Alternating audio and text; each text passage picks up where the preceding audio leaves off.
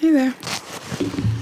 So I'm going to reach into my astrology oracle and just see what we should talk about.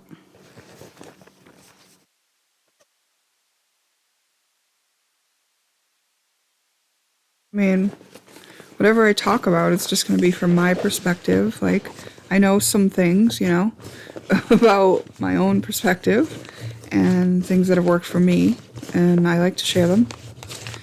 And that's all I can really offer. But let's see. If it's helpful to you, let me know. Anubis, which is an energy of talking about weighing your heart to be, see if it's light as a feather. Tantalus, weighing heavily on your heart. Patience. And Cirrus. Lilith. Okay. Ministry and Themis. I always get confused between Themis and Thetis. I think Thetis is the shapeshifter. So let's see what Themis is. Themis, asteroid, astrology.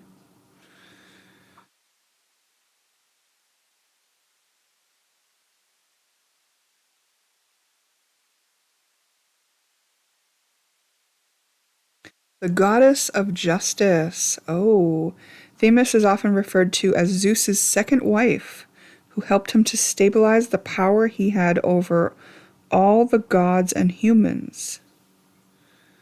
That's really important. Imagine being Zeus. Like, it's so hard not to fuck up. And we've got Tantalus here. And I noticed that there was I think Mercury's on my Zeus today. So interesting that this comes up. I really am curious. So let me see what we got. The daughter of Uranus and Gaia. She is often depicted carrying a scale and a sword. For her scale, on one side, she would place the crime that was committed, and on the other, she would place the punishment that would be dealt. Sounds kind of like Anubis, right? Weighing the heart. Interesting. While with her sword, she would divide good from evil. In my opinion, Themis is your chart can represent where you are stabilizing, where you are unbiased, the punishments you deal out, and or your morality. That's the opinion of this blogger about what Themis is, because all we can do is look at the mythology and then see what parts of that mythology resonate with the theme that's going on here in the energy we're reading. So, I mean, how cool though that we've got two scales here, two things kind of set things straight. Zeus's second wife, who helped him to stabilize the power he had over all the gods and humans. I mean, it sounds like not that she was regulating Zeus, because who could do that? Only him. And if he chooses to or not, I mean, I haven't seen it.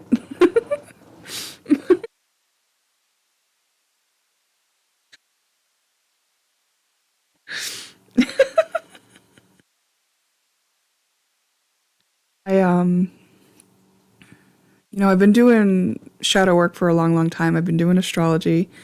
I really got into the asteroids, so I would always plug them into my chart, and I would see the themes in the energy, because all it is energy. Everything's energy. These mythologies are energy. They're archetypes and they're themes of energy that have played out and they're told in stories. And because everything at this point we're sort of been alchemizing everything, right? Bringing kind of making a bridge between the lower density ways of living in the energy up to the higher density. So anyone who's been repeating these patterns, can find their way out, and really that's like building the rainbow bridge, and now we're talking about my perspective, my opinion, right? Like, and so I had thought about Zeus in this aspect because I feel like I took on a lot of the energies to alchemize, including Lilith at times. I've dealt with Lilith themes, Persephone, Nemesis, Ariadne. I said Persephone, right? Juno, Hera. Who else? Athena. So, anyways, I thought about Zeus in these because, of course, when I was clearing a lot of energy of those themes, Zeus is often in the mythologies of a lot of those things that I had. Oh, Aphrodite, did I say that? A lot of the ones that I had to clear. And I thought about the men, likely men, not just men, who have been here. There have to be women playing it out as well, but who have been here to clear out and build the bridge out of Zeus energy. Out of those who have been looping in the energy of being tantalized and being and womanizing and being and just like kind of being an emperor in reverse, sort of like just kind of abuse of power and authority in some cases. And he wasn't always like that. And I don't think like Zeus energy is just evil or bad or wrong. I think it's hard to manage that much power. I think it probably feels like a lot of pressure. I think you can't please everyone. I think, I don't know what perspective that is that a person with that kind of power is in. I don't necessarily think that it's wrong to have, play out some of those themes because, even myself, like I had to play out the themes before I realized I even had a reason to alchemize them. So, first you're in it and then you realize you don't want to be in it and then you alchemize it to get out of it and then you're above it. And so like, I just I had thought about over the years, like the Zeus energy is so much alchemy needed because of the just countless, stories and scenarios and conquests and abuses of power that have ensued. Like I think there's only one energy that is stronger than Zeus. Was it Nemesis or no? I can't remember what it was, but there was one that Zeus is afraid of. And Zeus did take counsel from his wife. That's two wives that I know he's taken counsel from. So Themis and also Metis. So, he did recognize that it was wise to take counsel from like a high priestess. Someone who could kind of put things in perspective outside of what it is to wield that kind of power. But, wow. All right, so here I am talking about Zeus. Isn't that interesting? Because, like I said in my astrology chart today, Mercury is on Zeus. So Mercury is communication, and Zeus is an energy of indulgence, of power, of sometimes arrogance, of he could have mercy sometimes, but really led by lower natures, lust and power and envy. And so if you get into those kind of themes, right, and you're dealing with another person, which Zeus often was always dealing with another person, right, another god or goddess, or sometimes human or deity or whatever it was, But this is kind of saying, well, what is it saying? It's just talking about that. It's talking about that. Like, okay, so here's this energy of being tantalized into something,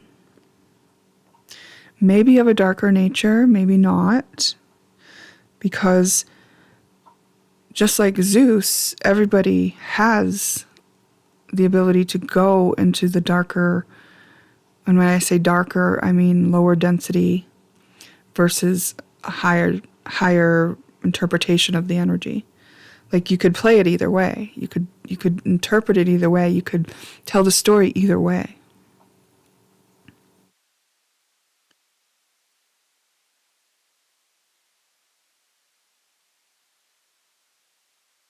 There's got to be some acceptance for Lilith themes, right? Lilith exists. You can't resist because it will persist. Lilith exists. Like, she may have been thrown out of the Garden of Eden in some of the stories, but she didn't go away. She exists. We must accept that the darker natures exist, and that they exist in each of us, and that it's a literal choice or decision.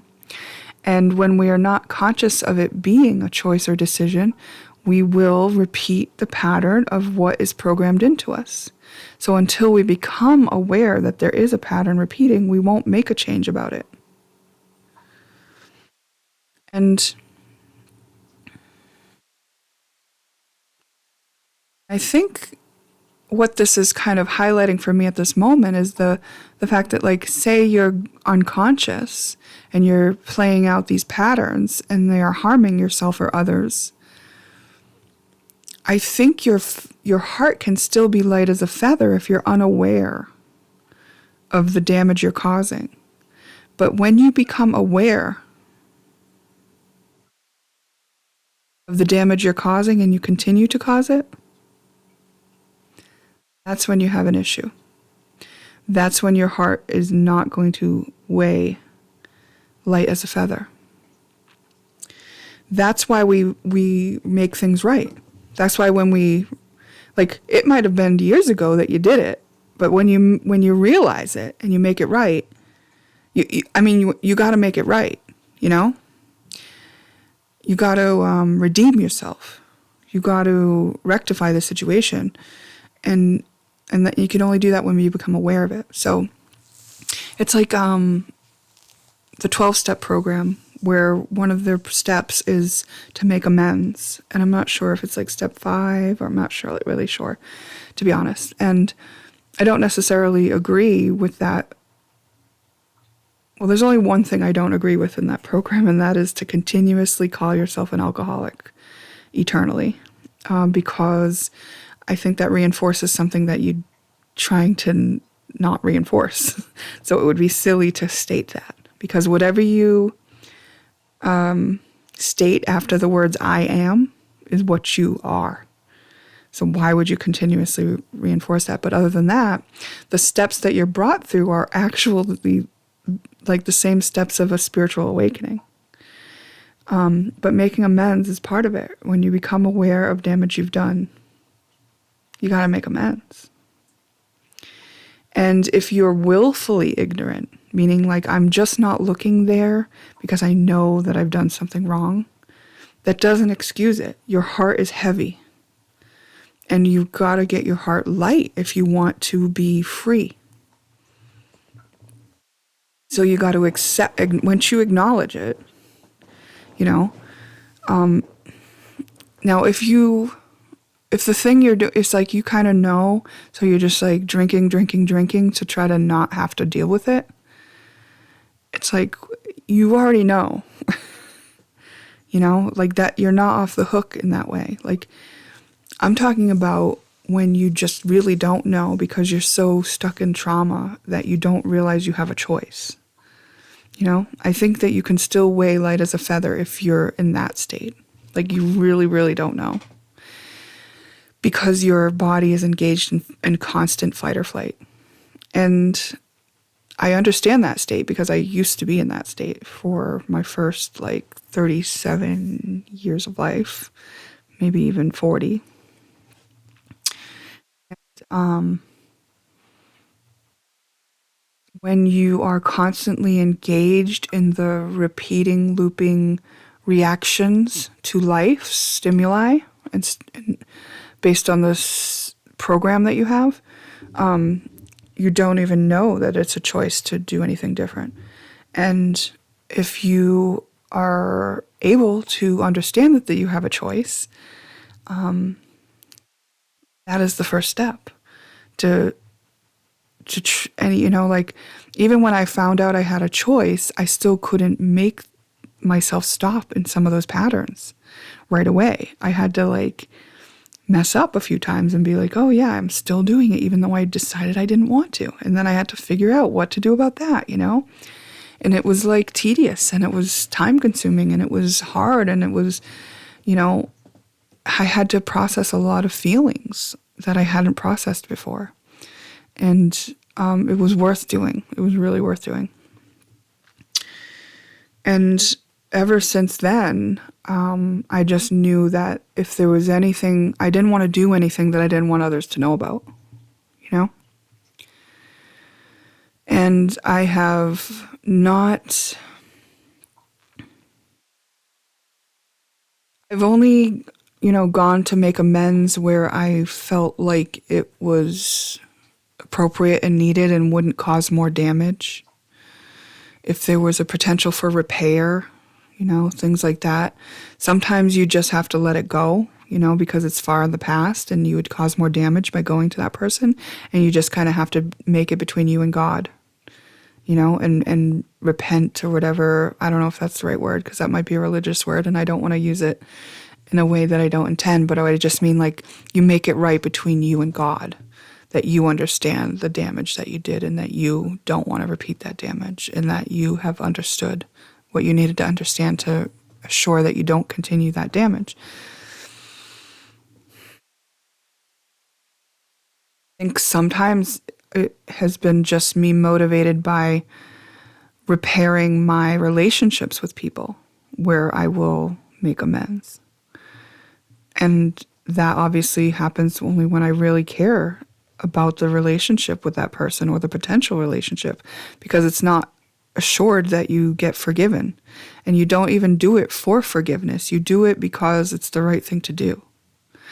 You don't do it with this idea that I'm only going to do it if I know they're going to forgive me, or if I know I can get back in their good graces. It's not like that, It's like a check-in with your higher power and see if it's appropriate to assert that apology. And if it is, then you do so. And an apology, I don't know if that's exactly the right word, but just an expression of I care about how I affected you, and I realize that I acted inappropriately. Something like that, Not necessarily I'm sorry, but more I learned something about what I did, and I don't want to do that, and I wished I hadn't done it to you, and I wouldn't do that again, kind of thing. Even though the word saying I'm sorry, it's so common in my culture, at least, and probably yours if you are watching this, because most of my viewers are in the United States, but if that changes, great. We were, so, my generation, at least, we were just told to say sorry when we did something wrong. And so sometimes it just feels like words. And even though I've worked hard to make my vocabulary match my intentions, I'm still, I still go on autopilot sometimes with my words and don't actually articulate in the way that I actually mean, But in those cases, I hope that my energy prevails. And also, it's always when I'm speaking with somebody who I know doesn't understand what I'm getting at. It's this one time, this is years ago now, but my sister got in an argument with me because I was telling her how I don't want to worry. I'm not worried about my kids, and this is years ago. And she was mad at me. She's like, how can you not be worried about your kids? And I was trying to explain to her that, it doesn't make sense to worry about your kids, because then you're putting energy towards their demise. Like, you need to hold space and know that they're held by God just the way you are. And she didn't get that because she wasn't on a spiritual path, and she didn't read energy the way I did, and she didn't understand that worry puts out a prayer for something that you don't want. I mean, it literally does. It weakens the other person. And she just didn't understand it. So in cases like that, it's like, sometimes when you're talking to somebody like that, the old way of saying it comes out just because it's so much easier. And like, I need to take that back for myself and be like, you know what, even if people don't get it, even if they try to start an argument with me, I want to say it the way I mean it. And I think I probably will focus more on saying the words as I mean them, instead of trying to accommodate other people's lack of understanding of what I'm about.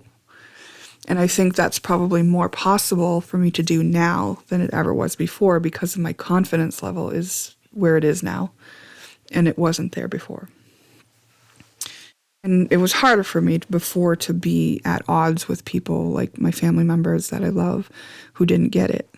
And it was easier for me to just kind of be like, I know what you mean, and I know we say it that other way, so okay, I'll say it that other way so you get it.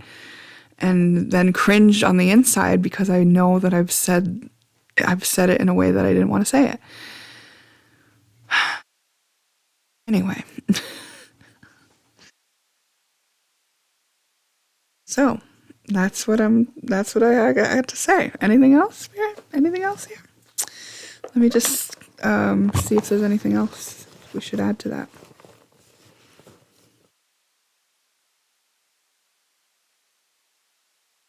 Shuffling. Water. So it's saying emotions come into this. Oh, it's saying how you feel matters. Third house, communicate, siblings, short distance travel. Fourth house, your foundation. Angel. Flora, new growth.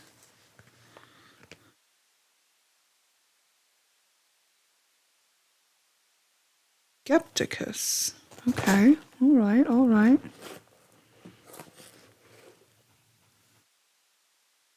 See. Okay, I want to say that do this balancing out, right? You make amends where needed. You accept where you're at. You understand yourself and where you've been and where you're going and what you've been doing and all that, right? And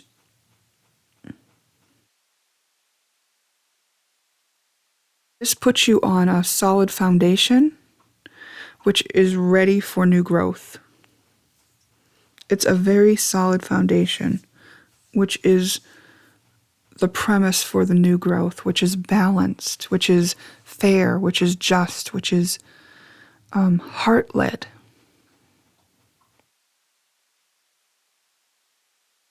And the doubt is part of it, right? Okay, so it's not that okay. The doubt is your fear, right? So your fear can still exist and you can be honest about it, but it doesn't have to be the main course. I got Veritas as I was saying that. It's the truth. So it's kind of like this. It's like, okay, I did this. I realize I did this to you, and I just want you to know that I didn't want to. I feel like regret over affecting you negatively. I do not want to do that in the future. I will not do that in the future. I have understood that was something that I don't want to do, right? And then maybe you do that, and you're saying to this person that you don't want to do that again, but like inside you're going, I hope I don't do that again. Like, because maybe you don't understand fully on why you even did it, or maybe you don't know if you've really healed it to the core, or maybe you were just afraid of what you might do, or that you might forget, or that there might be some other reason that you act that way again, whatever it is. In that case, it doesn't mean that you can't give the acknowledgement and let the person know, like, that you are trying to make amends. It means that when you do so, you also say, I am having a hard time understanding why I did that. And please know that I don't want to do that again. And if it does happen again, all I can tell you is, could you please, let me know, or work with me on it, or, let me see the part of myself that I need to see in order to change it for good, because I'm not really sure what that part is. I'm not really sure what caused me to do it, so I'm not really sure how to stop it, but I do know that I want to stop it. It's something like that. It's like your authenticity. It's like you don't have to be perfect. It's like you just have to be knowing yourself and being yourself. So if you still have doubts and fears, it's acceptable, as long as you were accepting of it. And when you're making an agreement with another person about how you'll behave in relationship with them, you bring those things in so that you're not lying, and you're not deceiving, and you're not wishful thinking, and that you can actually stay honest and authentic, right? Because, we all got something we're working on here. No one's perfect. And, you may come across someone who doesn't want to work with you on that issue, and that's okay too. And however you feel about that is something that you have to deal with. But the fact that you were honest with your own self-expression and where you're at and how you're handling things is the most important part of that. And then if you got rejected, then you're honest with yourself about how that feels to you. That feels sad to me. This reminds me that recently I was just feeling a bunch of feelings about having been rejected. And it was, okay, so recently I've done a bunch of different little layers of like deep healing things. And it was about my kind of operating system. And one of the things was like, I had been coping by numbing out to rejection and betrayal. And I healed that, and I healed my coping mechanism of just trying to nice everything up, manage everybody so that we all get along. So those were coping mechanisms that I was using to manage my relationships, but they weren't authentic because they were just like me hypervigilant and trying to, avoid conflict and avoid the pain of being betrayed and rejected and things like that. So once I healed those, then those kind of feelings started, now all of a sudden I'm willing to deal with the reality of things. And so some old feelings of rejection, a person that I really felt drawn to on a soul level started coming up, and I was just really having to be with those feelings. And what I was realizing is that it's been years, just like literally like 5 years, I think, was the first time I was rejected. And because I kept getting guided to go towards this person again and again, I felt like I was rejected several times. And I also felt like it was insane that I was being asked by my guidance to go towards this person who was rejecting me. And even though to this day I am still told to call them, the last time I called them, I was also rejected, and I'm just not doing it anymore. And I was just kind of at this place where I was saying that. I was like, I'm not, this is ridiculous, and I don't agree with it. I don't agree with just being in this position of always having to be the one to try to proceed on this like soul contract we made. It's like, if this person doesn't want to do the soul contract, like I don't want to be the punching bag that just gets rejected every time. Like it doesn't feel good and I don't like it. And then with that, I admitted to myself that I was in pain about it. And I had never done that before. I had just moved on. I had just said, okay. I just said, all right, rejected again, and shrugged. But in actuality, even though I did cry before here and there over the 5 years, but I really, really cried in a way that I was able to be present with it today. Just today, about old rejection and feeling like frustrated and sad and like confused about why I was tied into this soul contract that I couldn't complete, and just frustration and just mostly sadness, because to me it was just so sad that I was realizing if I wasn't gonna keep trying, the other person's not gonna try either, and that it wasn't gonna go forward because I wasn't willing to keep throwing myself under the bus. And then I had to grapple with this thing. Is it my pride? And it's like, well, I went from having absolutely like walk on me and it doesn't matter kind of pride and to like, okay, I finally have something where I want to protect myself. And even if it's prideful to not want to be rejected again, then I'm going to have to be in pride for right now then, because that's where I'm at. Like, and I just started allowing it for myself. And I got this comfort come over me just then that I hadn't had in a while. And what it was is that feeling rejected, feeling sad, and then feeling also that I was just going to be in pride if that's what I was in. I was being authentic, and I was seeing it in myself, and I was accepting it in myself.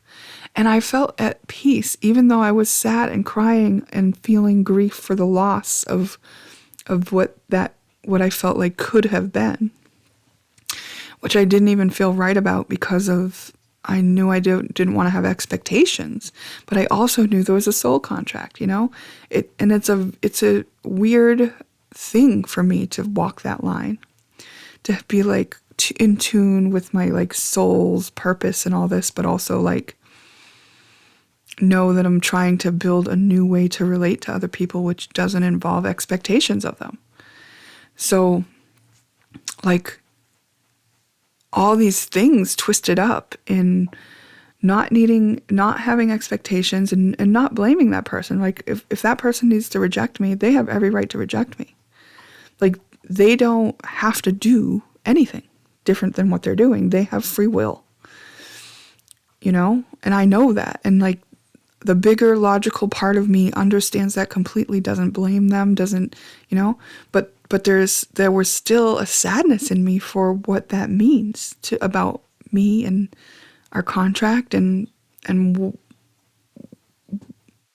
where I'm at, which is like with the understanding that I have been rejected and I cannot complete that contract, at least at this time, and maybe not ever. And here I am going to get upset about it in another aspect that I hadn't considered before, and it's that I'm a high achiever. And it might not look like that to people, but I am, and I know I am, because I know the way that I have addressed the issues that I needed to address, and I know the tenacity that I've gone at it with, and the ambition, and I know what I've accomplished. And the fact that I am now in an assignment that I can't complete is so frustrating. And yeah, I feel a way about that too. I'm gonna let myself right now. Okay, that I feel sad, mad, frustrated.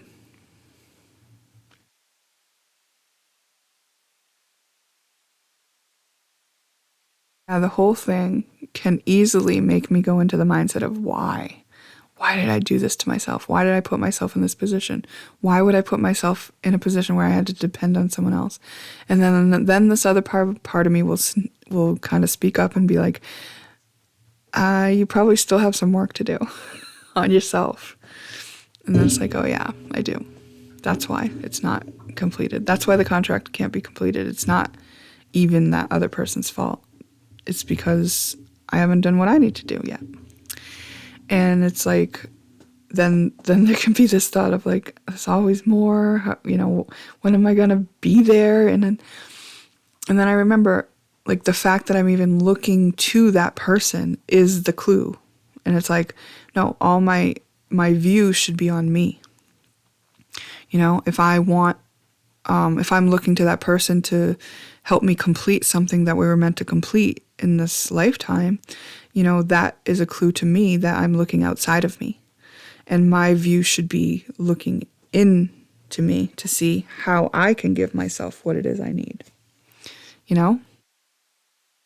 Because if I'm filling up my life with the things that bring me joy, then there's no empty space that gives me time to go, oh, but what about that contract? It's like, no, that contract isn't on like the forefront of my life anymore. If I just put myself at the forefront of my life, you know what I mean? Then that contract's like back here, and it's like, if it's fulfilled, it's fulfilled. But for a while, I mentioned 5 years, it has been at the forefront for me. And it's because it really pokes me in those places of deep, deep wounding due to the foundation of who I am, due to the household I grew up in. And I could only be activated in that wounding pattern of my darker places, through those interactions with that soul, right?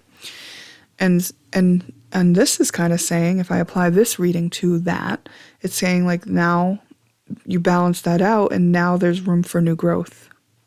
Now there's a fresh start. Now there's a new beginning.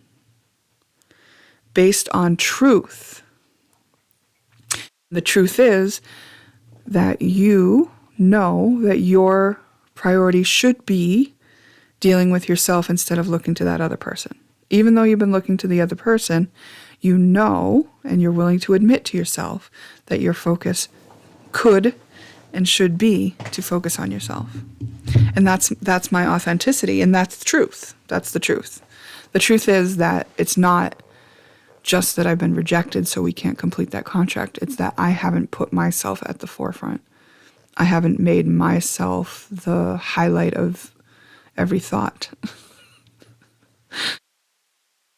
Which, there's something in me that goes, but I'm a projector and I'm supposed to be focused on the other. And that's true. It is true. That's something I've been hard-pressed to, what's the word? Make sense of when it comes to looking at my energy through human design and who I am and what I'm here to do. And it's like, I'm a projector, so I'm meant to look at the other. And yet I've had to spend a lot of time looking at me in order to heal me. And, I'm just going to have to say that, like,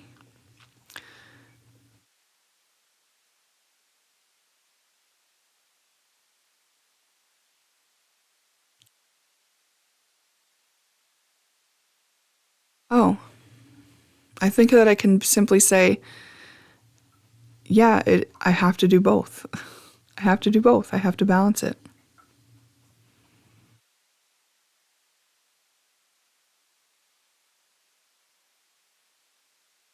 But I think right now, while my skill set for self-care and focusing on self and self is supposed to be at the forefront, and like while I'm retraining myself basically to just like hold myself in high regard, to take full responsibility for entertaining myself, for indulging in the things that I think are worthwhile and fun in life, and giving myself relationships, going out and having fun.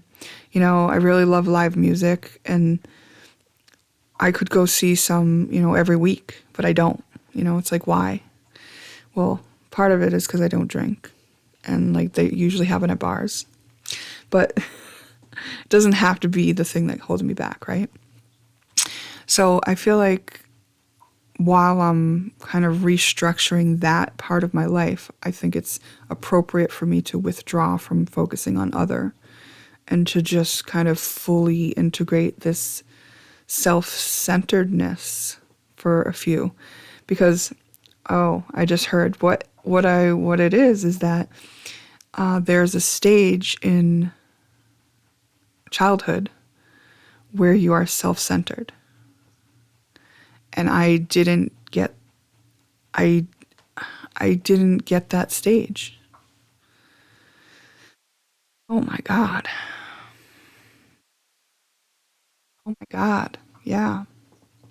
Okay, so there's a stage in when I wanted to say infancy, but it's a bit after infancy in babies, when they're always looking to their mother or their caregiver, right? Like you could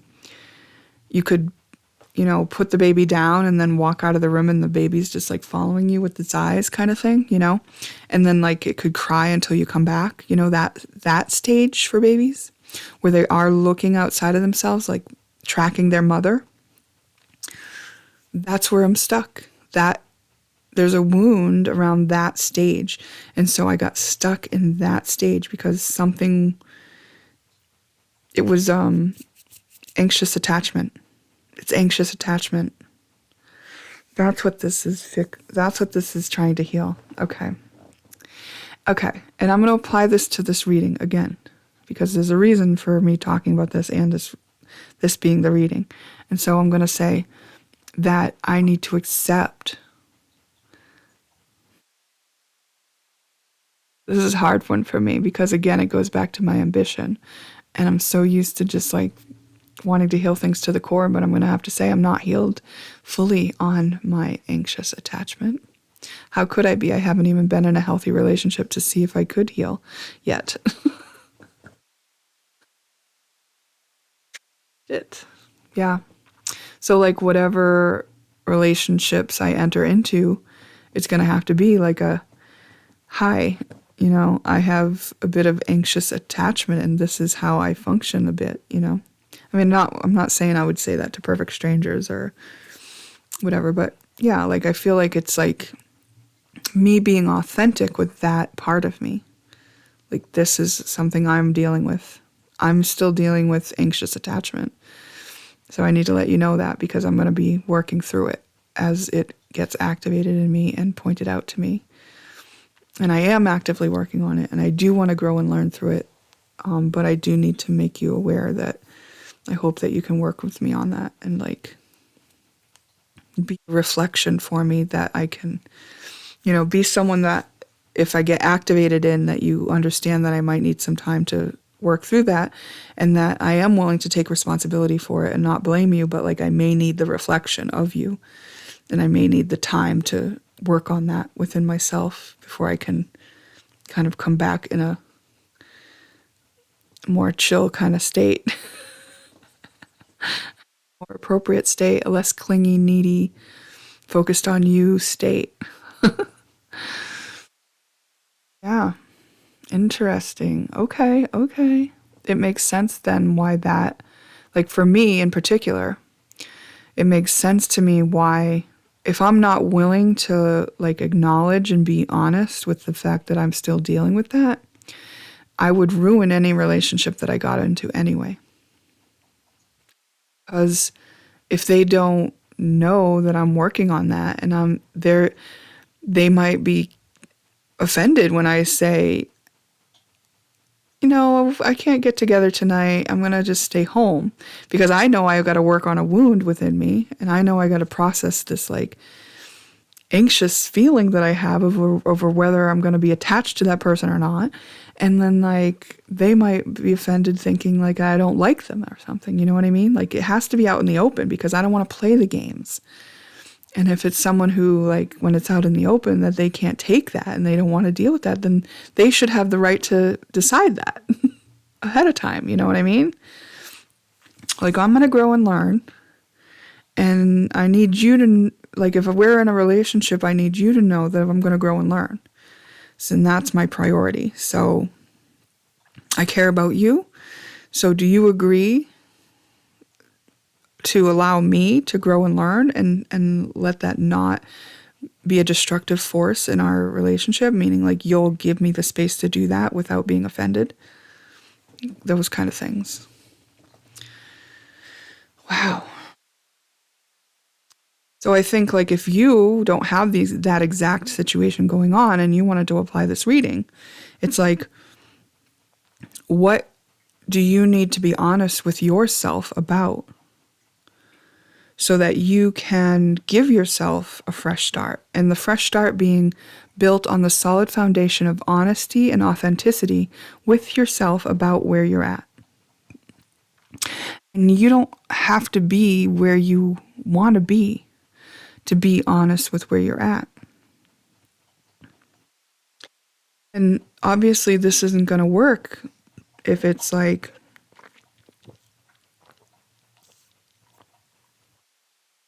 you're in a relationship that's about facades and no honesty, and it's very shallow. And if you're in a relationship with somebody where image matters more than actual relating and caring and being there for each other, then, you know, you'll be made aware of that with this formula for sure.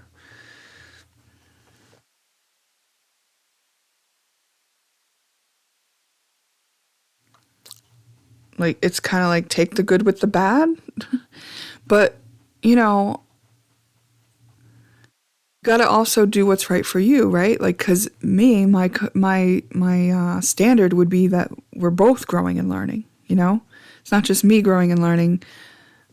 Whoever I'm in a relationship is growing and learning too. So whatever they're coming to the table with, I'm agreeing to be aware of and supportive of and not take offense to whatever that is for them, you know? And I can do that because they're aware of what they're working on within them, and I'm aware of what I'm working on within me. And we've shared, you know, because it was appropriate to do so we could make the agreements that we've made about how we're going to show up in the relationship. And if I agree to show up in a certain way, and I can be honest about where I have issues doing that, then it's not going to be a surprise. You're not going to be blindsided. You're not going to be offended. You know, I haven't pretended to be something I'm not, and I don't have to pretend to be something I'm not. So I don't have to hide parts of me when they do come up, just so you don't know that I'm dealing with an issue or whatever, you know? Oh, I love it. And this is a template for relating that allows for us to not have expectations of each other and not be attached to the outcome. So it's like here I am, we've agreed to show up in these ways. And also it doesn't require you to be a little cookie cutter stuck in a box thing, because we've agreed that we're both growing and learning. So that, you know, we don't know what's going to happen.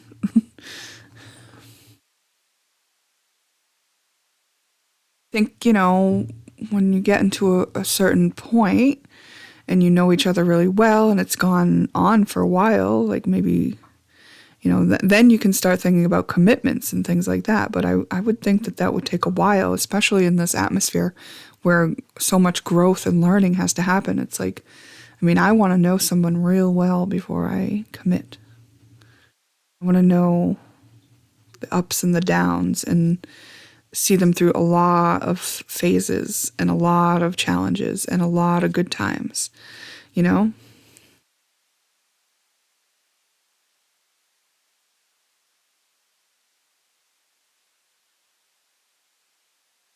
I feel drawn to this Tantalus within the context of relationship. And the reason why we're talking about relationship is this has synastry. And so it's how you're relating with another person. and we've got the good and the dark and the light, good and the bad, or whatever, and balancing the scales, right? And then we've got this Tantalus, and it's like, maybe you are a person who has been tantalized into things,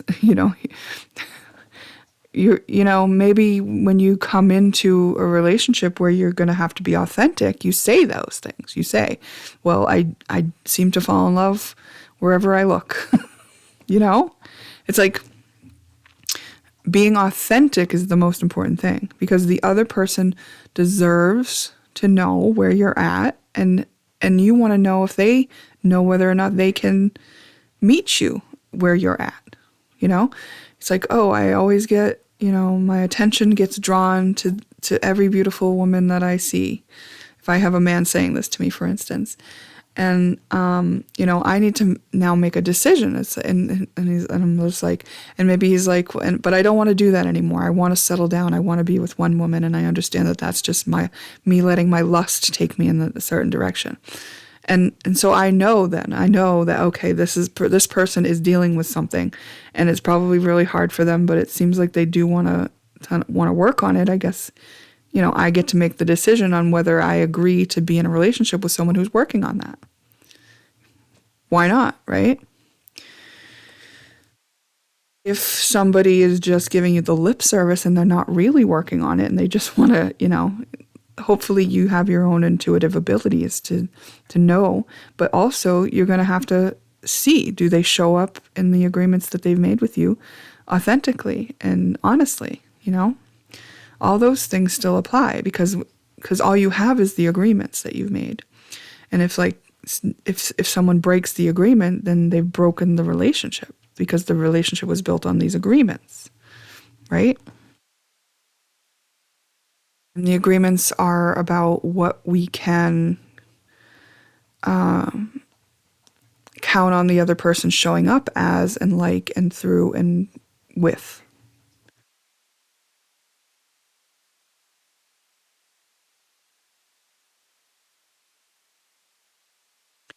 So I started out by mentioning Zeus energy, and it's like, he's one of those ones, right? Like, Zeus energy is like one that might have to go into a relationship and say, hey, I've got this issue with falling in love everywhere I look.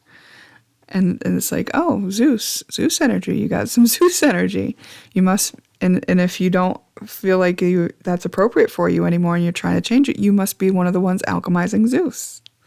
Interesting. That's probably a hard job. Do I want to support you in that? Then I get to make the decision. And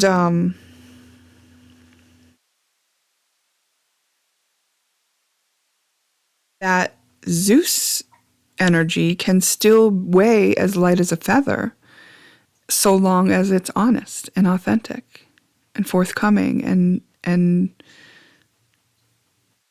it's like that. It's like, you don't have to be perfect. You just have to be authentic.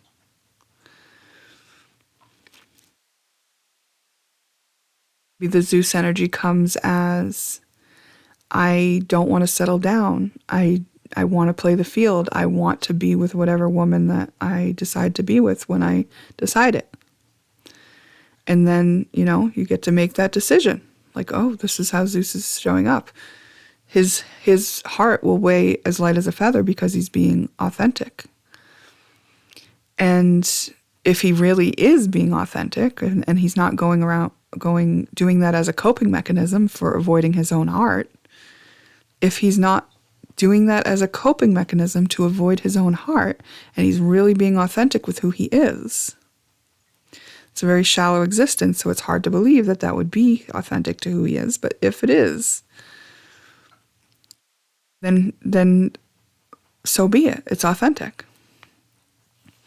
I think more accurate is likely for one of those Zeus characters to say something like, I am lustful and I want to go towards whatever woman interests me at the time they interest me, and it may not be the healthiest thing, but it's what I want to do.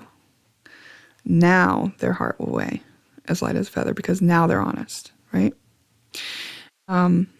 And also, it's very unlikely that someone is going to want to make an agreement with them to do that, who isn't just as unhealthy. Only an unhealthy person will choose to be in agreement with that kind of dysfunction, right? So that's why people who are choosing that way aren't authentic. And they lie and they try to keep it shallow and they try to deceive the other person into coming into relationship with them under false pretenses. Or they end up ghosting somebody or, whatever it is. It's unlikely that someone who's in that energy would match up with somebody who was healthy. It's impossible, actually. It's impossible. So you match up with who you are. So if you're able to make an agreement with somebody and both people agree, chances are it's going to be a good compatible thing for you if you've been able to come together and make agreements that you both feel good about.